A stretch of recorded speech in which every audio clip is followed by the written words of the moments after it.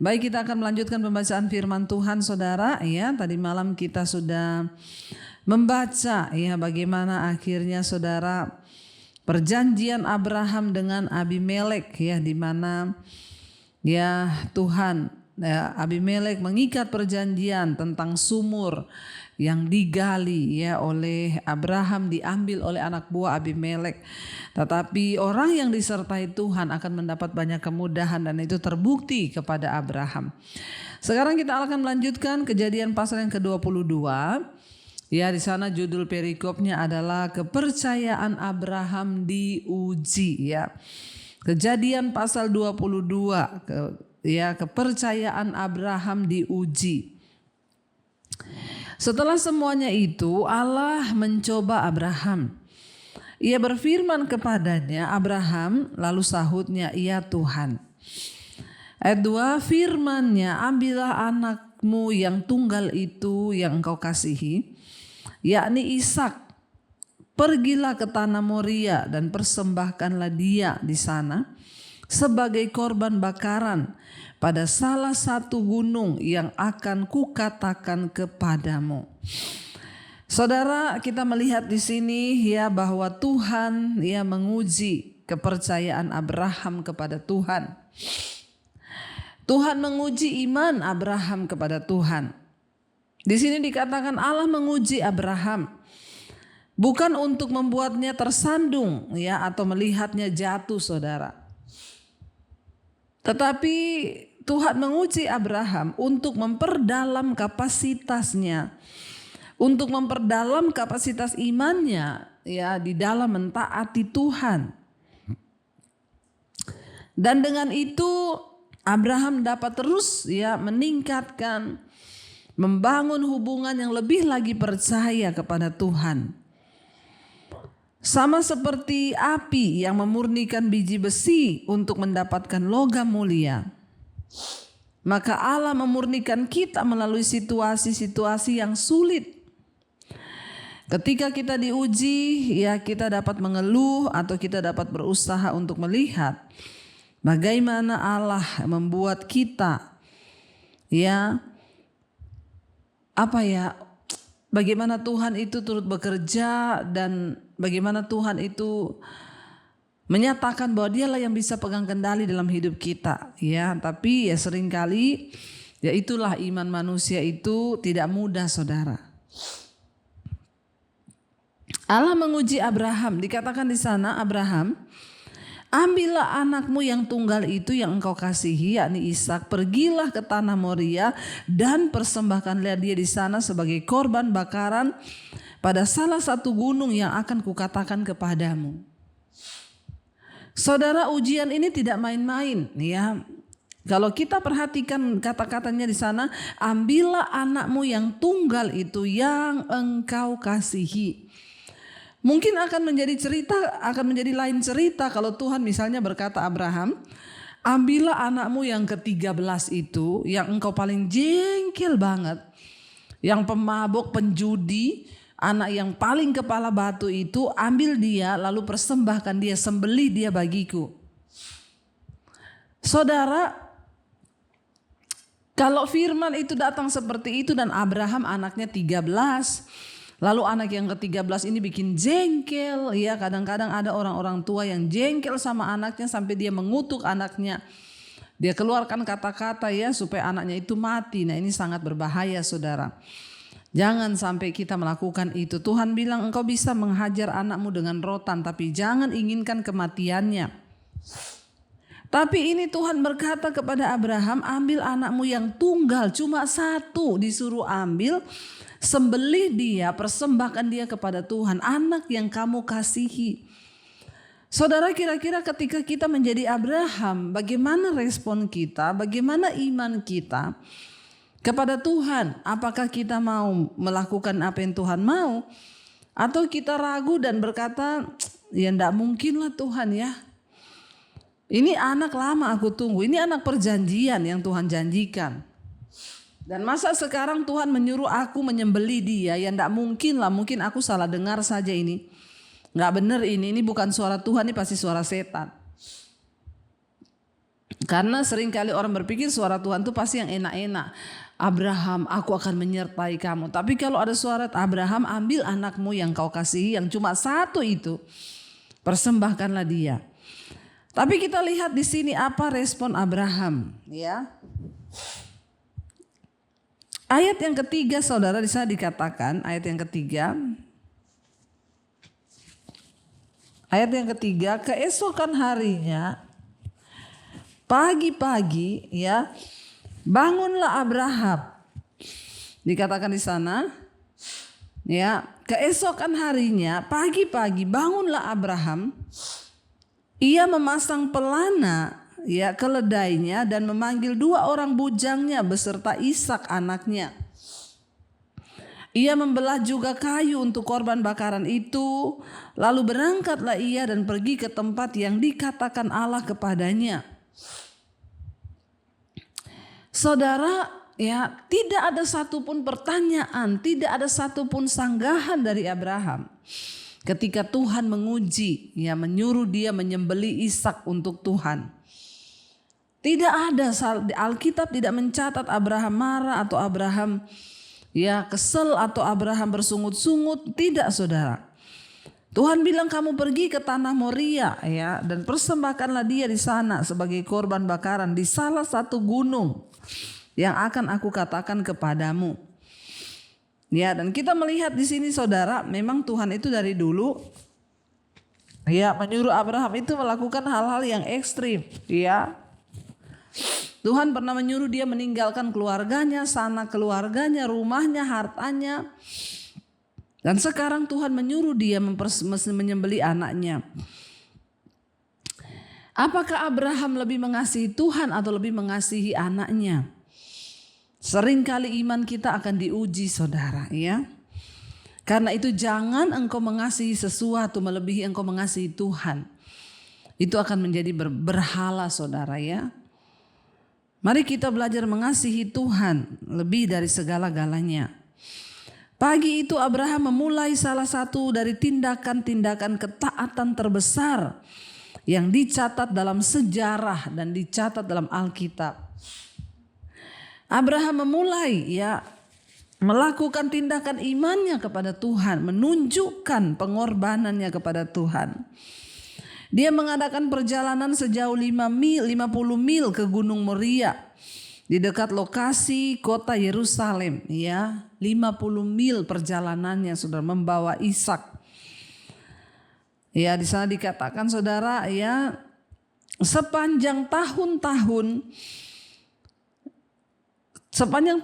itu dia telah memperoleh beberapa pelajaran yang sulit mengenai pentingnya mentaati Allah. Dan kali ini ketaatannya cepat dan lengkap. Dia mentaati Allah mentaati Tuhan itu seringkali memang merupakan pergumulan.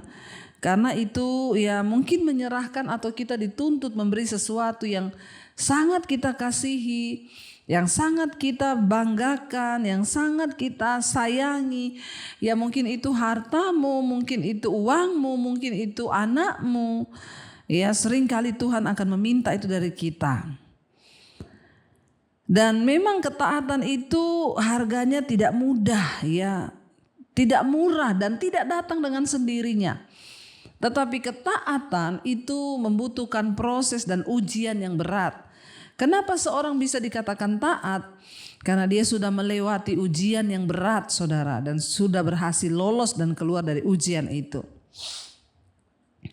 Alkitab berkata pagi-pagi benar ia bangun, memasang pelana kudanya, memanggil 2 bujangnya, dia sudah menyediakan kayu, lalu dia mulai membawa Ishak bersama dengan dia. Mereka berjalan 50 mil jauhnya, saudara, ke arah kota Yerusalem, yaitu dekat Gunung Moria. Ayat 4, ketika pada hari ketiga Abraham melayangkan pandangannya, kelihatanlah kepadanya tempat itu dari jauh, ya. Bayangkan di sini dikatakan, ya, ketika pada hari ketiga Abraham melayangkan pandangannya, udah 3 hari dia berjalan lalu sampai, lalu dia melihat, saudara, dan akhirnya di sana dikatakan dia melihat tempat yang Tuhan maksud itu dari jauh. Ayat yang kelima, kata Abraham kepada kedua bujangnya itu, tinggallah kamu di sini. Dengan keledai ini, aku beserta anak ini akan pergi ke sana.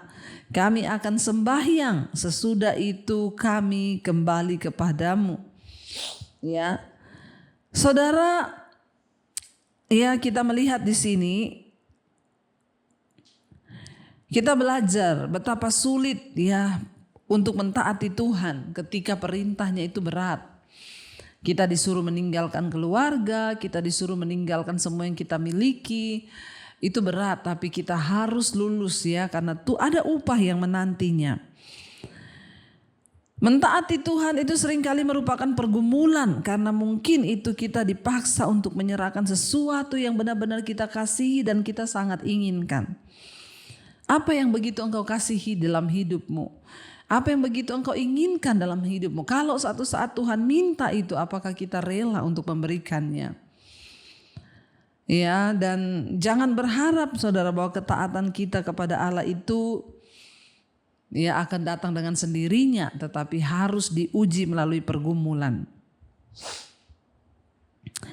Lalu Abraham itu ya berkata kepada bujangnya, tinggallah kamu di sini dengan keledai ini, aku beserta anakku Ishak akan pergi ke sana, kami akan sembahyang.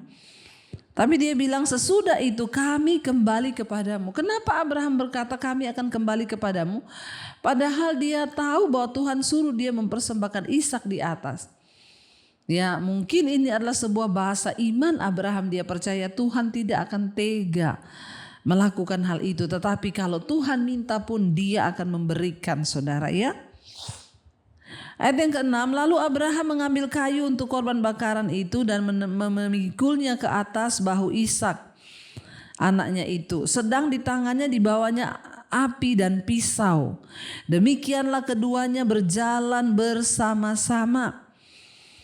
Ini adalah sebuah peristiwa yang sangat menghancurkan hati. Saya percaya Abraham melakukan semua itu bukan dengan senyum atau sukacita. Ada hati yang berteriak, ada hati yang menangis, ada hati yang terkoyak.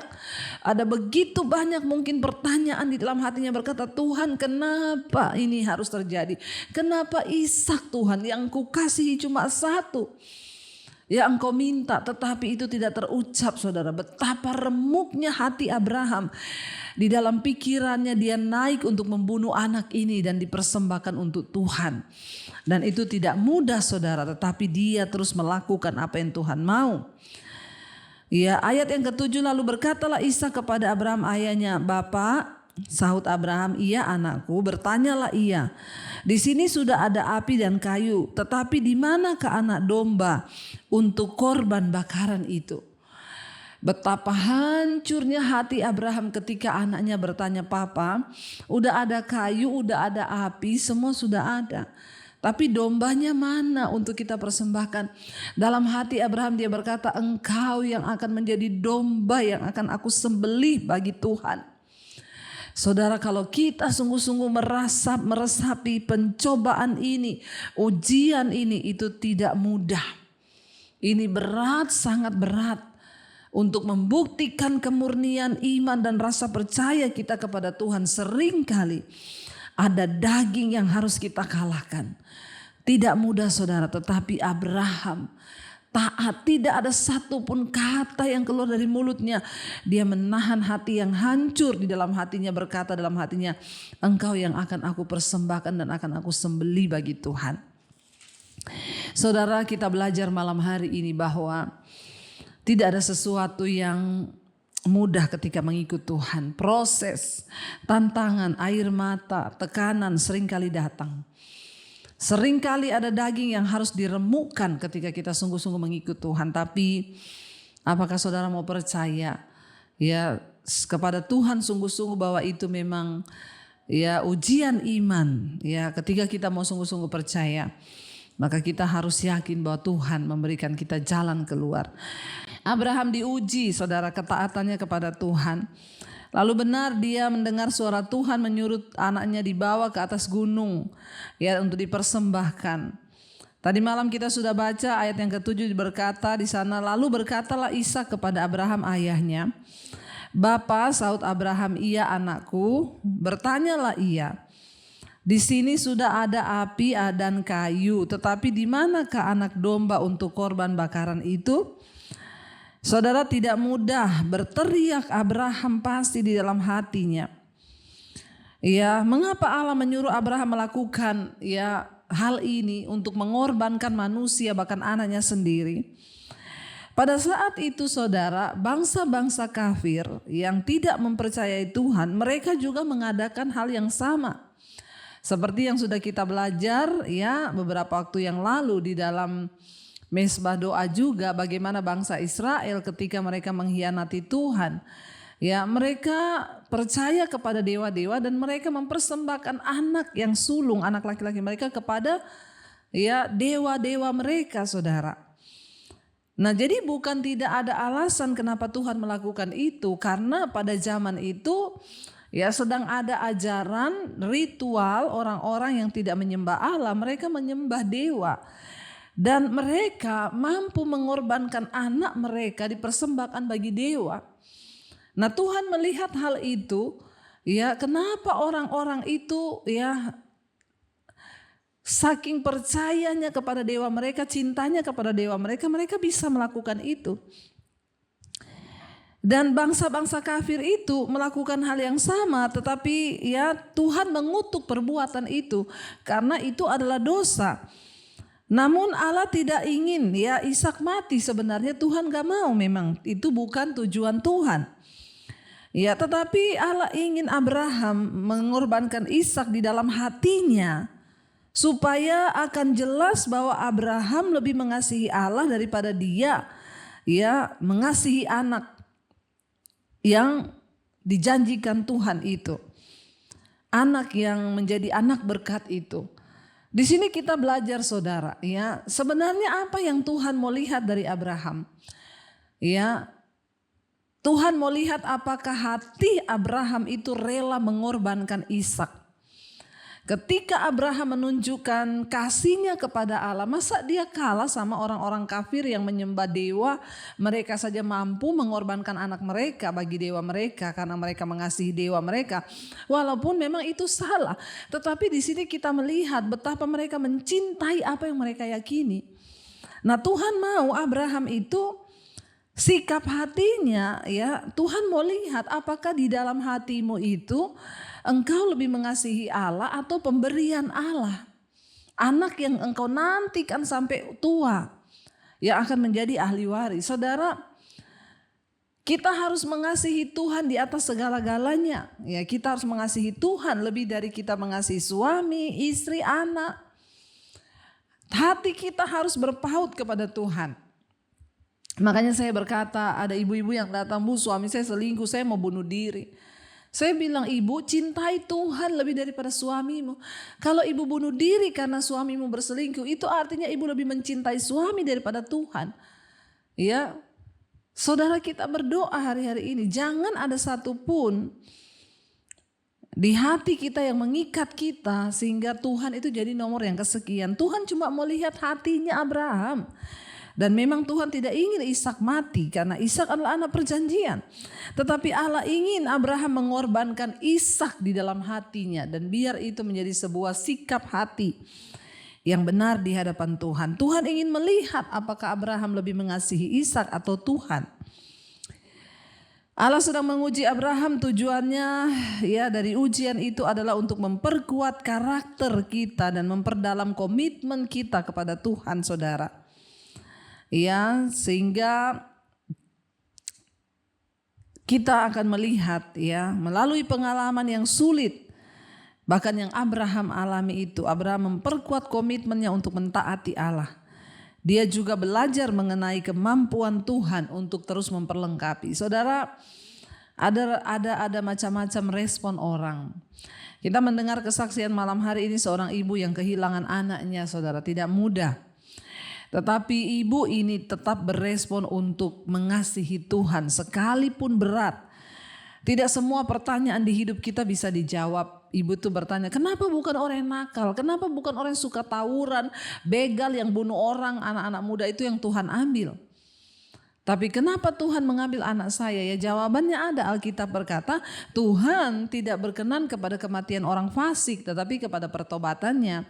Karena indah di mata Tuhan kematian orang yang dikasihinya.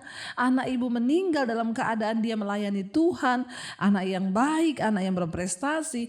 Itu keindahan, dan di saat seperti itulah yang terbaik ketika kita dipanggil Tuhan. Nah kalau yang begal, yang mati ditembak, ya kita tahu bersama kemana mereka pergi. Mati dalam keadaan mabok, mati dalam keadaan ya bersinah, ya kemana mereka pergi. Dan sebenarnya Tuhan tidak menghendaki kematian orang fasik itu, tetapi yang Tuhan kehendaki pertobatannya. Jadi ibu bersyukur kalau anaknya ibu dipanggil Tuhan, masih muda dan dia menyenangkan Tuhan. Indah di mata Tuhan kematian orang yang dikasihinya, saudara ya. Lalu Ishak bertanya, Papa mana dombanya? Udah ada api, ada kayu. Tapi kok Bapak gak bawa dombanya? Ya, lalu Abraham menjawab, ayat 8, sahut Abraham, Allah yang akan menyediakan anak domba untuk korban bakaran baginya. Kata Abraham, ya, Allah yang akan menyediakan anak domba untuk korban bakaran baginya, anakku. Demikianlah keduanya berjalan bersama-sama. Saya yakin sikap hati Abraham itu hancur berkeping-keping, tetapi dia membuktikan bahwa hatinya siap mengorbankan Ishak karena cintanya kepada Tuhan. Ayat yang ke-9, sampailah mereka ke tempat yang dikatakan Allah kepadanya, lalu Abraham mendirikan mezbah di situ, disusunnyalah kayu, diikatnyalah Ishak anaknya itu, dan diletakkannya di mezbah itu di atas kayu api. Saudara bayangkan perasaan Abraham ketika dia mulai mendirikan mezbah, meletakkan Ishak di atasnya, lalu mengikat Ishak, ya, dan dia bersiap untuk membunuh anaknya sendiri. Itu hatinya hancur, saudara. Tetapi dia membuktikan dia sangat mengasihi Tuhan. Ayat yang ke-10, sesudah itu Abraham mengulurkan tangannya, lalu mengambil pisau untuk menyembelih anaknya. Tidak mudah, saudara. Bayangkan dia harus menyembelih anaknya sendiri. Itu orang yang benar-benar imannya kuat, ya, hatinya tegar, dan kasihnya kepada Tuhan itu luar biasa. Tetapi ayat yang ke-11, berserulah malaikat Tuhan dari langit kepadanya, Abraham, Abraham, sahutnya, ya Tuhan. Lalu ia berfirman, jangan bunuh anak itu dan jangan kau apa-apakan dia, sebab telah ku ketahui sekarang bahwa engkau takut akan Allah dan engkau tidak segan-segan untuk menyerahkan anakmu yang tunggal kepadaku. Ya, saudara, Abraham membuktikan bahwa imannya itu kepada Tuhan luar biasa, dan dia tidak kalah dengan bangsa-bangsa kafir yang rela mempersembahkan anaknya bagi dewa mereka. Dan terbukti, saudara, bahwa Abraham sangat mengasihi Tuhan yang dia sembah. Malaikat itu berkata, jangan bunuh anak itu, jangan kau apa-apakan dia, sebab telah ku ketahui sekarang bahwa engkau takut akan Allah. Orang yang takut akan Allah itu terbukti dia hidup taat kepada firman Tuhan, saudara. Sangat sulit untuk melepaskan apa yang sangat kita kasihi, saudara, di dalam hidup ini. Bukankah sudah paling tepat kalau orang mengasihi anak tunggalnya cuma satu-satunya yang dia miliki? Namun ketika kita memberi kepada Allah apa yang Allah minta, maka dia membalas kepada kita jauh lebih daripada apa yang kita impikan, saudara.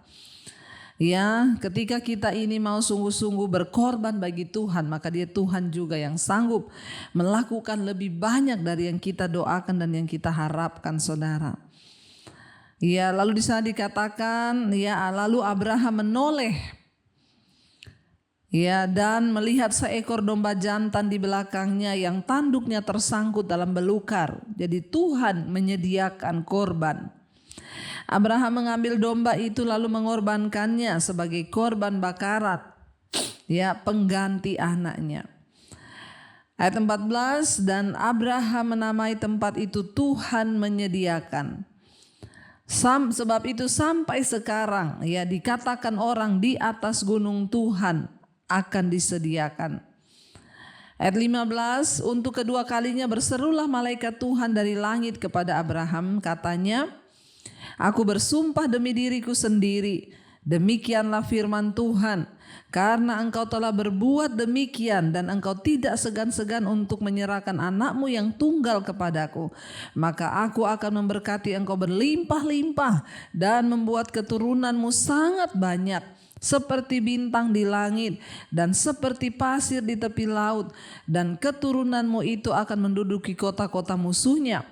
Oleh keturunanmu lah semua bangsa di bumi akan mendapat berkat, karena engkau mendengarkan firman-Ku. Kemudian kembalilah Abraham kepada kedua bujangnya dan mereka bersama-sama berangkat ke Berseba, dan Abraham tinggal di Berseba. Saudara, kita lihat ya, sikap hati Abraham itu yang dilihat Tuhan. Kenapa? Karena Tuhan mulai melihat ya kayaknya cintanya kepada anaknya itu ya mulai luar biasa. Lalu Tuhan melihat sikap hatinya. Saudara, ayat ini berkata karena Tuhan melihat Abraham takut akan Tuhan, dia taat, maka di situ Tuhan bilang, aku akan memberkati engkau berlimpah-limpah. Kenapa orang diberkati Tuhan? Karena Tuhan percaya kepada orang itu, saudara. Tuhan melihat sikap hatinya. Ya, supaya ketika orang itu diberkati, dia tidak mencintai berkatnya, tetapi dia tetap mencintai Tuhan sebagai sumber berkat itu. Jadi malam hari ini apa yang kita dapat, jangan cintai berkatnya, cintai Tuhan sebagai sumber berkat itu. Mari kita akan tundukkan kepala, kita mau bersatu hati, kita mau berdoa, saudara. Terima kasih Bapa, kami mengucap syukur buat malam ini.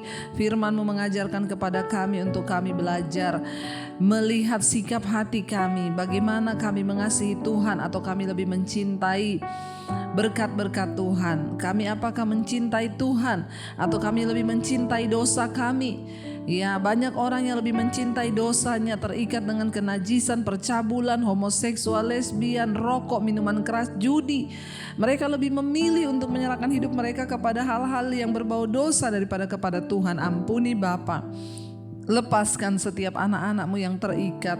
Lihat sikap hati kami. Ketika orang mengasihi Tuhan, maka dia akan merelakan segala-galanya, termasuk dosa-dosanya akan direlakan, diserahkan kepada Tuhan, dan dia menyerahkan hidupnya sepenuhnya. Hamba berdoa untuk setiap mereka yang terikat dengan amarah, kepahitan, kebencian, dendam, iri hati, pertikaian, ketakutan, kekhawatiran, obat-obatan terlarang, narkoba, obat tidur, obat penenang. Tuhan, kami mau dilepaskan dalam nama Yesus. Kami mau belajar lebih lagi mengasihi dan mencintai Tuhan. Berkati setiap keluarga kami Bapa, suami, istri, anak-anak, bahkan anggota keluarga besar kami yang belum mengenal Tuhan. Biarlah Engkau menyatakan anugerah-Mu atas setiap kami Bapa, agar hidup kami boleh sungguh-sungguh Tuhan berkenan di mata Tuhan. Rasa takut akan Tuhan ada dalam hidup kami, sehingga rumah tangga kami diberkati dan disertai Tuhan. Berkati Bapa untuk setiap anak-anak-Mu yang sedang dalam pergumulan, terlilit hutang piutang, masalah keuangan, yang mau menjual aset. Tuhan membuka jalan. Yang rindu punya keturunan, punya anak, dibukakan kandungan yang tertutup. Keturunan ilahi dipercayakan di dalam nama Yesus. Yang berkekurangan Tuhan cukupi. Terima kasih Bapa, kami membuka hati dan tangan kami untuk menerima berkat-Mu. Terimalah berkat dari Allah Bapa, cinta kasih Tuhan Yesus Kristus, penyertaan Allah Roh Kudus menyertai hidup mulai hari ini bahkan sampai kali yang kedua. Tuhan Yesus datang menjemput kita, nama-Mu tercatat di dalam kitab kehidupan. Dalam nama Tuhan Yesus yang percaya, diberkati Tuhan, katakan bersama, amin, amin, amin. Tuhan Yesus memberkati, shalom dan Immanuel.